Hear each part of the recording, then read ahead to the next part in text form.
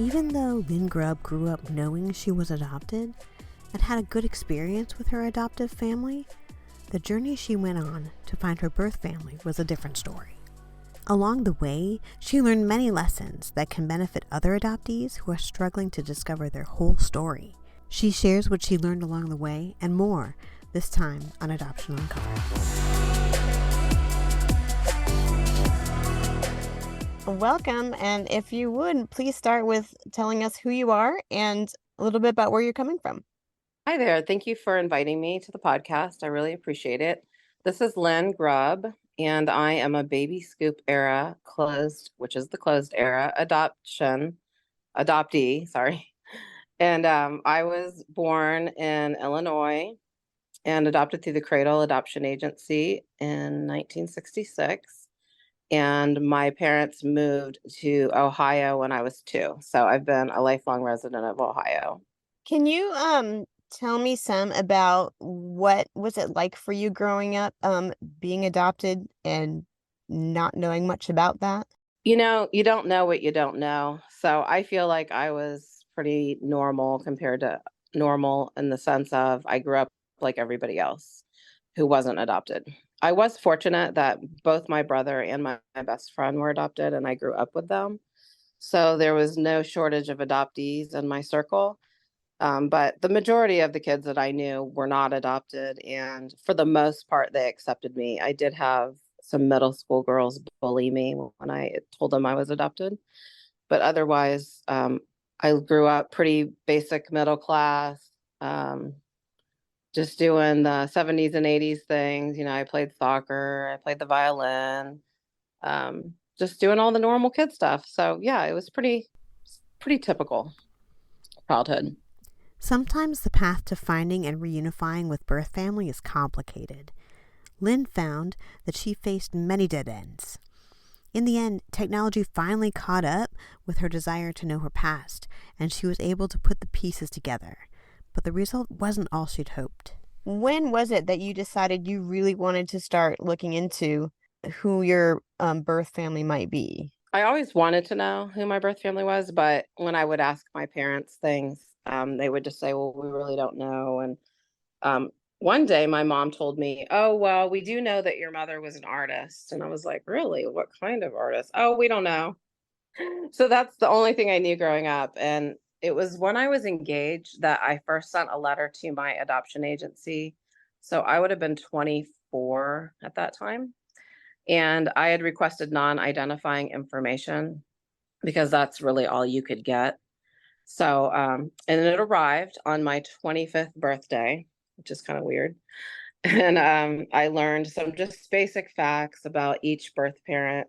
It just kind of made me want to know more, but with the birth certificate sealed and no way to get court records and all of that, I knew that it was a dead end for me. So that my hope was to find out in my 20s, but it didn't work out that way because of the laws. What was your process, and how did you actually find out, get in touch with birth family?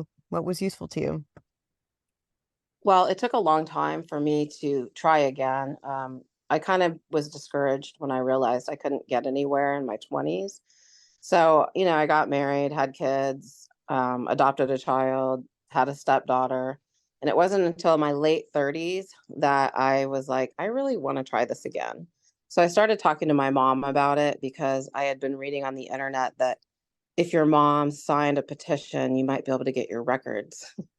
So I tried that angle and the judge denied me.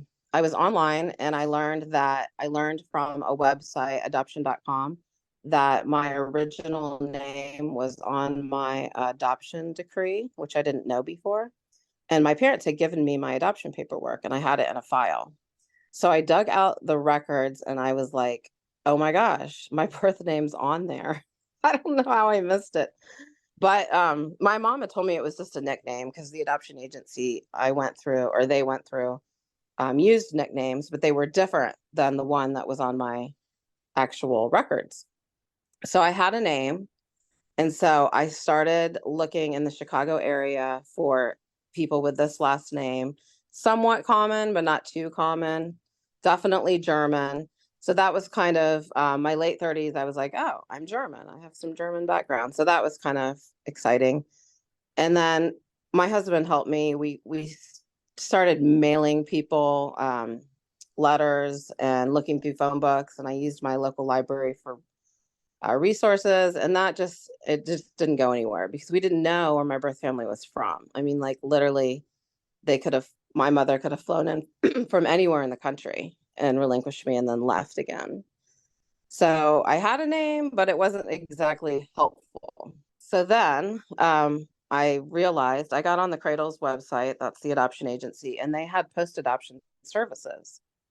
So I was like, oh, this is awesome. So it was $500. I had to go through the Illinois registry, sign up.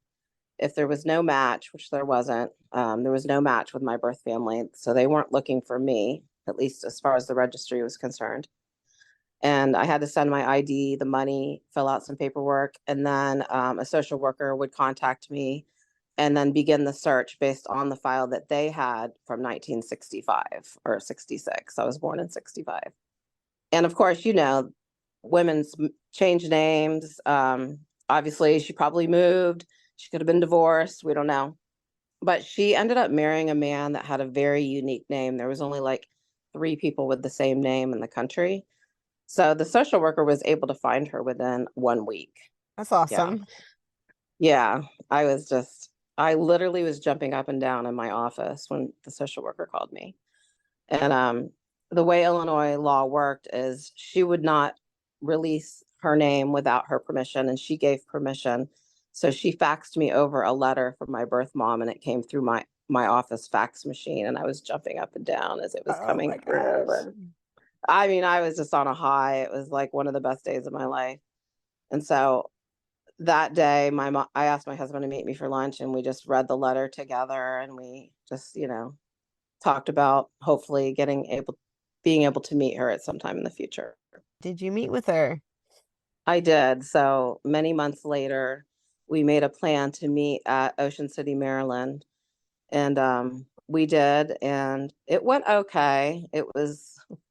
I didn't know what to expect. I didn't have like a support group or a therapist, which I should have really, because it was emotionally a lot.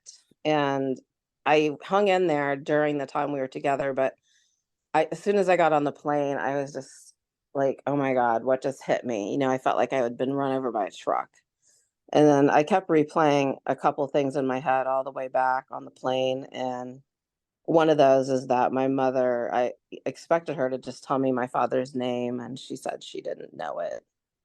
So that was kind of like the climax of my story, because I literally walked into it so naive, thinking, oh, she'll just tell me, who he is. And no, I didn't know. And that started another 14-year search for my father. Wow. Yeah. And that's sounds so complicated. It's like it's superficial. You kind of think, oh, reunions, they're happy. But that's not Mhm. always how it is for adoptees, is it? That's right. I mean, it's a mixed bag. Like, I was super happy to meet her, but I was super sad because she didn't seem that excited to see me. Hmm. Um, Her husband and my sister picked me up at the airport, and she wasn't there. And they hadn't told me that that was going to happen ahead of time. So that was kind of shocking because, when you see reunions footage on TV, it's usually in the airport, and everybody's like hugging and crying, and it's like this big emotional thing. And when I saw her, she just kind of looked at me and like she was in shock herself. And, I can understand that. And it was not emotional. There was no hugging. It was just very awkward. So did you choose to continue that relationship with her? Yeah, we were in touch for a couple years. We saw each other a couple more times. My adoptive mom and her met twice. So that went well. Um, it just kind of faded out because we really didn't have a huge amount in common. And I was really kind of gung ho wanting to know who my father was. And I felt like she wasn't telling me the truth about him. So that was definitely a wedge in our relationship. So can you tell me more about the next process about finding your Yeah. father?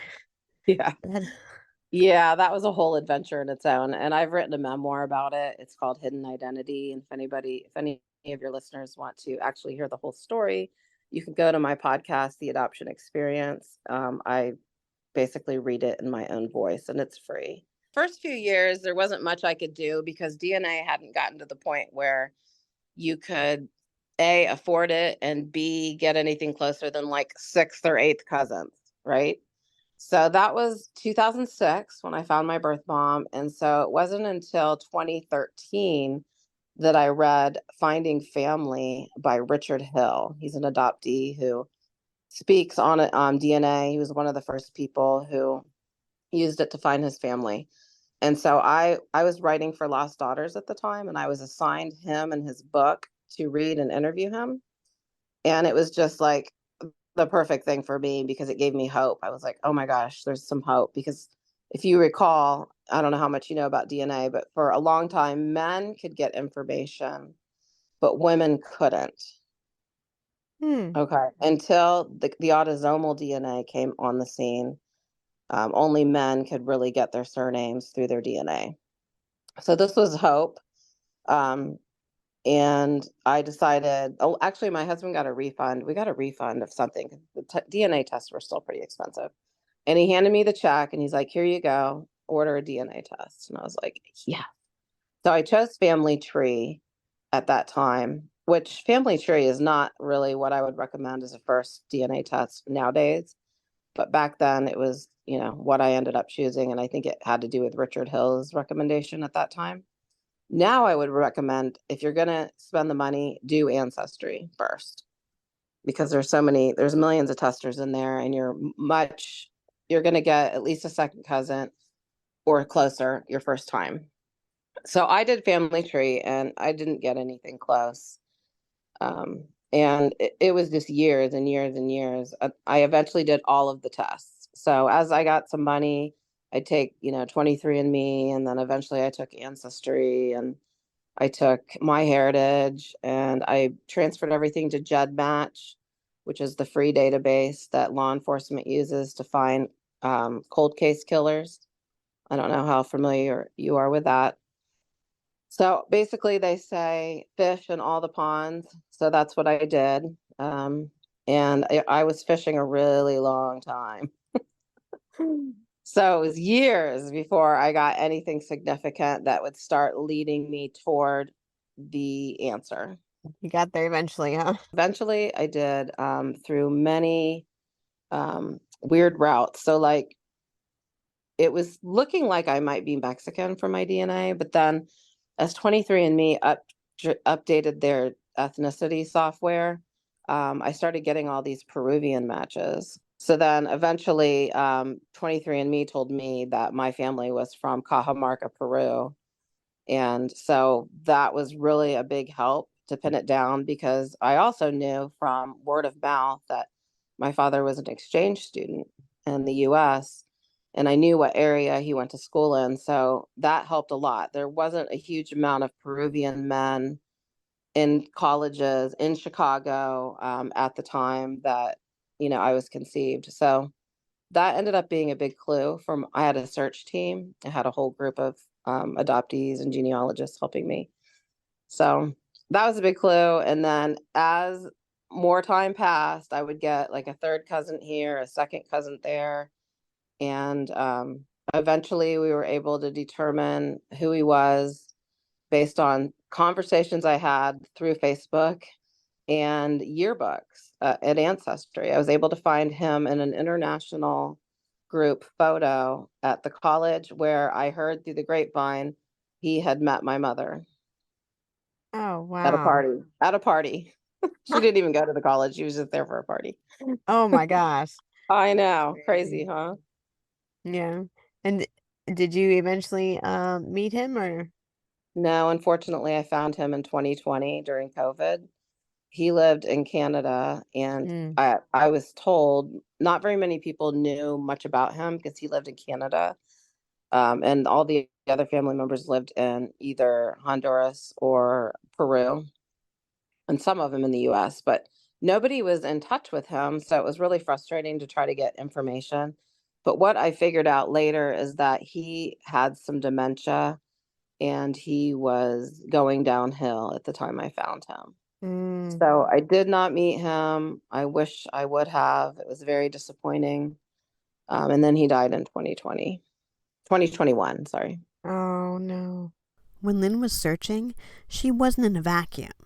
She's able to find people to support her search, and she has some advice for others who don't want to search alone. And it sounds like you built a really neat community that to support you in all this. Like, I did. I how would was you recommend fortunate. to other people? The way I did it is I just opened a Facebook room and invited friends and invited people who were good researchers. They didn't have to be like genealogists, but people who are just curious and good researchers or have skills that it's kind of like a hive mind. The more people in the room that know different things, they're like, they pull things out of the air, like nothing that I could think of on just my own. But when you have that hive mind going on, it's like you catch each other's energy and it just flows. So when it got to the point where we were on the trail of my father, people are pulling pictures and documentation, and they found him on Facebook and they found him on LinkedIn, and everybody's just posting in the room. It's like this, it's like a big party. I had that support there anytime. So if I was feeling upset about something, I could call one of them, or just post in the room. It was just it was a collaborative way to search. And I think I've repeated that process on some other searches that I've worked on. And it really does bond you to the people that you're working with, because it's just such a personal and exciting journey. So you've helped other people search for birth family as Yeah. well? Yes, and we use the same process. I call it a search party. There's a blog at my blog called that, Start a Search Party. Um, right now, because you can get such close cousins on Ancestry, your search party shouldn't last as long as mine. So, like, if somebody wanted to do it, you might just test an Ancestry and get a very close match. Um, so you might be able to figure it out a lot quicker than I did, but I would still caution people to, before they get on their reunion high and start emailing and messaging people random notes, I would be very cautious about what you say, how much you tell, and who you trust, because that's where people get into trouble a lot of times. Can you say a little bit more about that? Like what Yeah. kind of people you should trust or what kind of trouble you can get into? Sure. So when you DNA match people and you don't have the record of your birth and you don't know the identity of your birth parent, you're going to be tempted to launch into your story over the internet with strangers. And a lot of times that scares them away, or it also outs your birth parent before you've had a chance to make a direct contact with them. So, I help people understand that, don't save the stuff, stories for your support group, and treat your matches as a genealogist would. Hi, I'm your second cousin. Can we figure out how we connect? Can I see your tree? Or, like, if they don't have a tree, could you send me your tree? Could you share any information about your background? Those types of questions that genealogists ask each other make it more professional and less, I was given up for adoption. And do you happen to know if one of your relatives gave up a baby? Like, Oh man. that's what you don't say. Yes. Adoptive families don't always react well when an adoptee decides to search for birth family. Lynn has some hard-won lessons to share with other adoptees about how she navigated her relationship with her adoptive family during her search. How was your adoptive family? How did they feel about you doing all the searching? My mom was pretty supportive, but I think she was really not happy once I found my birth mom. I don't think she wasn't prepared for that. Like, this is the 60s. There was no way that she thought I was ever going to find them. And so it was really hard for her, I think. But she didn't tell me that it was hard for her. It came out in other ways, if you know what I mean. Mm. So my dad was already deceased, so he wasn't aware. My husband and kids, everybody was supportive. But it was especially hard for my mom. I think she felt like she was going to lose me. And she sometimes would say, "You care about your birth mom more than me," which, wasn't true. But she felt that way, I think, because she just didn't really know how to share me. I feel like adoptees, that's not uncommon for them to have Hmm. struggles with their adoptive family as they search. So do you have Yeah. any advice for other people facing that? It depends who the advice is for. For adoptive parents, I would say save your angst for your support group or your therapist and don't tell the adoptee. Be as supportive as you can within the limitations that you can tolerate this. Like you have to set boundaries. You just have to set boundaries. And, don't make them feel guilty. Celebrate the discoveries. My mom got better by the time I found my father. That was a 14-year difference. My mom's in her 90s now. So she was in her late 80s. At that time, she was really kind of excited about what I was finding because she had had time she'd already been through one reunion, right? We're on number two now. And she was kind of excited about it because they had a lot in common. And I told her I think that the reason that she was chosen as my mom was because of some of my father's traits. So they both taught Spanish. My father was a Latin American expert. So when my mom was a teacher and she taught Spanish. So I thought that really kind of made her happy, and she felt like she was in the circle of trust, as they say, because I was sharing things with her. Whereas during my first reunion, I was being secretive and I didn't want to tell her. And I asked my husband to tell her. I'm kind of ashamed of that now, but at the time I was just not in a place where I could just face her. For adoptees, I would say, I think it's okay to not tell your adoptive family right away because you're having to deal with your own emotions. And if you tell them too soon, you're going to be dealing with their emotions. So go to your support group, get therapy, talk to your best friend, whoever supports you in the search. Process your own emotions first. And then, when you're ready to share, or if you're ready, some adoptees choose not to tell their adoptive parents. And that's a valid choice because you are an adult.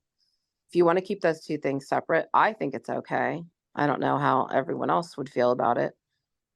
So yeah, take care of your own emotions, get yourself grounded, and once like all the brain chemicals calm down, then that might be the time to share and get support. Like if you need a third party there when you tell your family, that's okay. This is tough stuff. Everybody has their own perspective and feelings about it.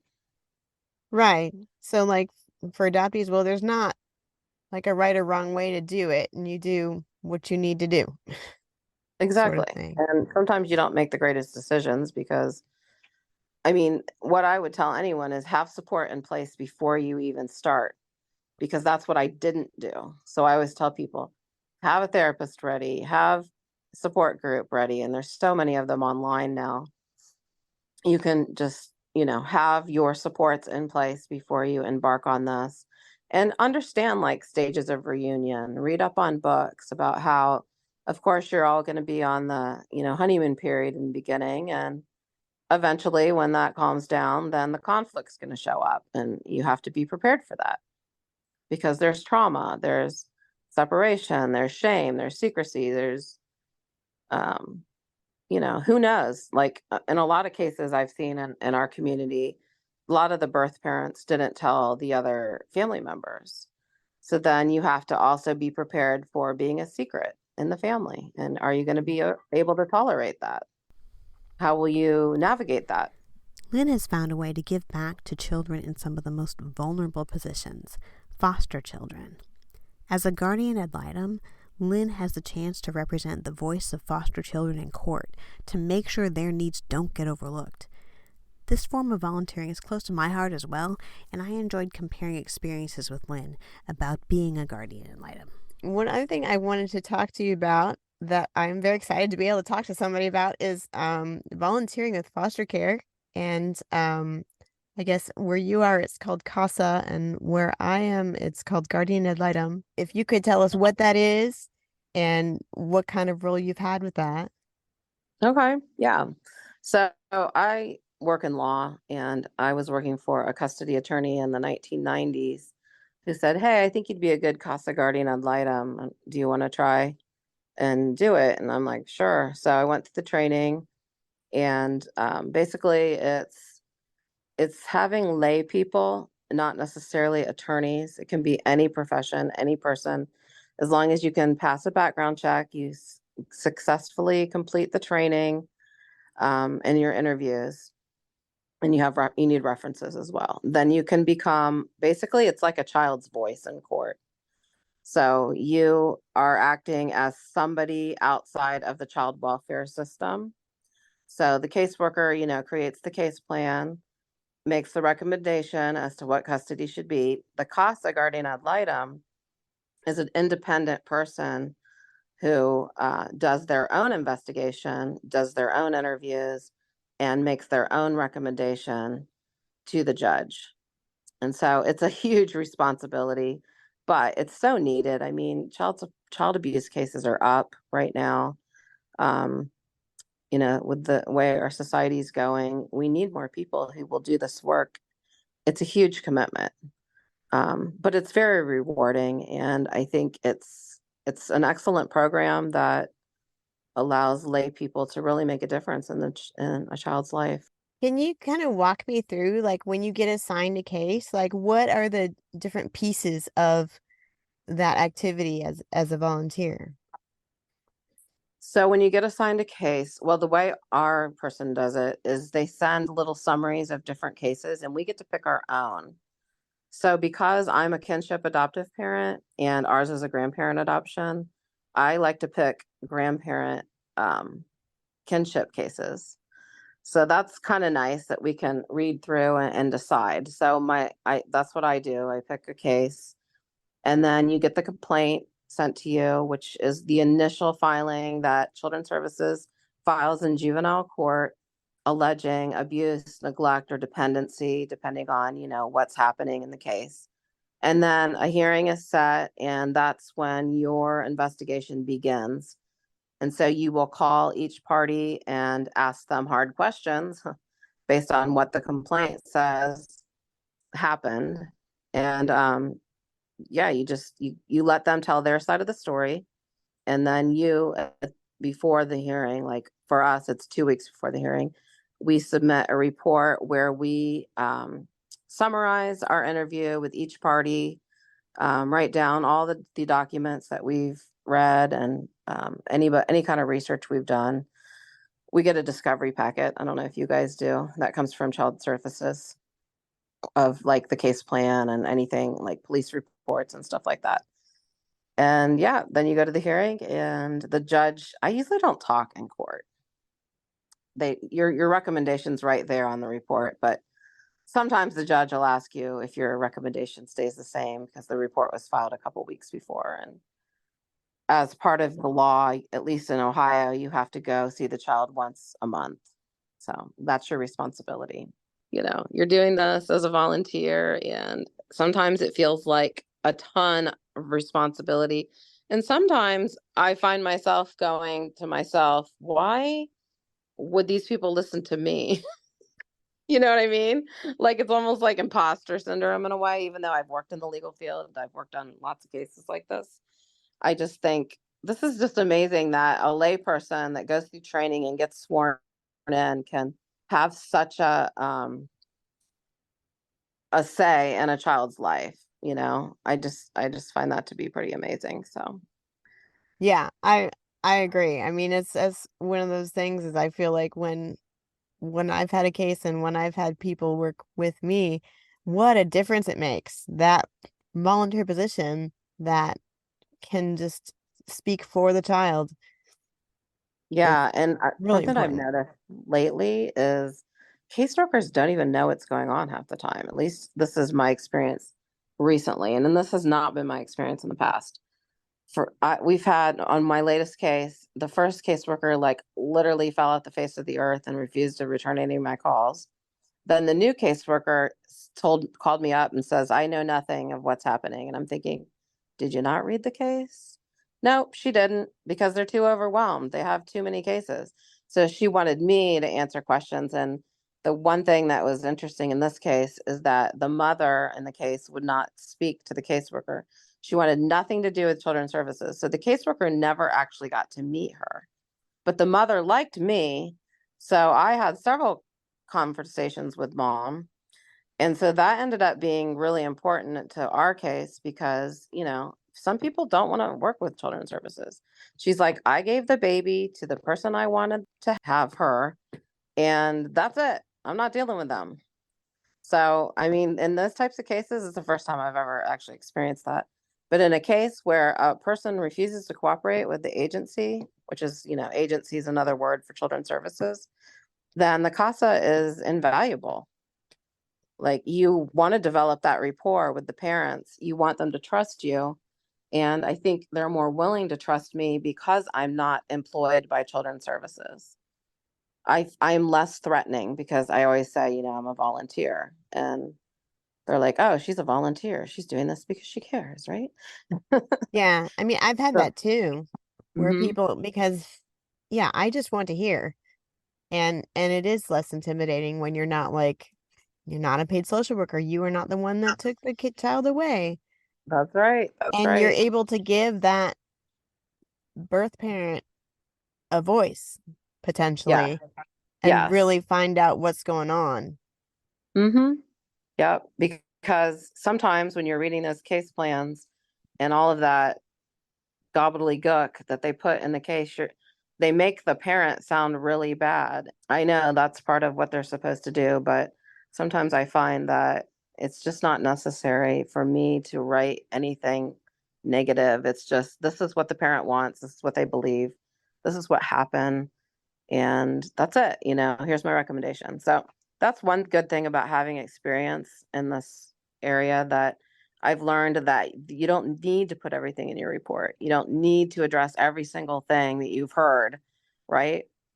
You need to get to the high points and tell the story from their viewpoint, I think.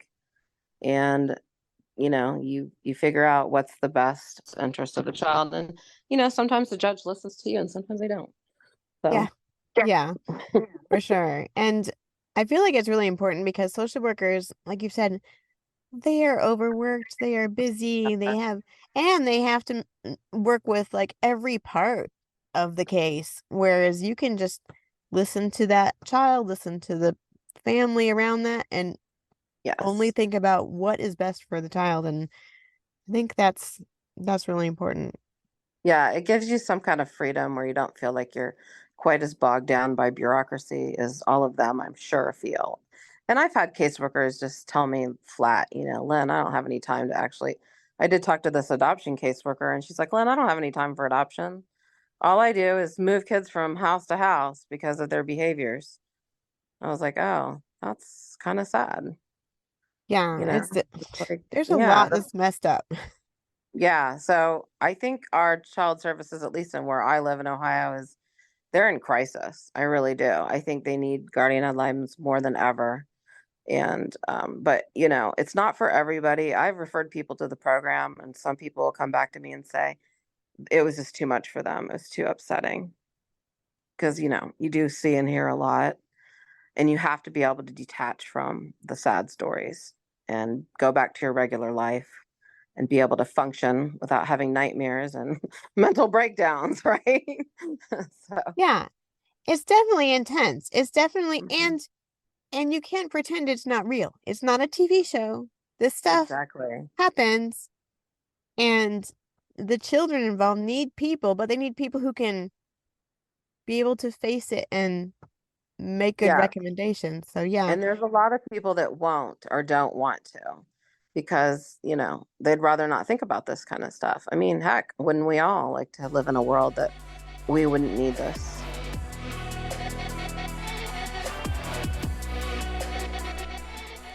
It's not always easy for adoptees to search for birth family.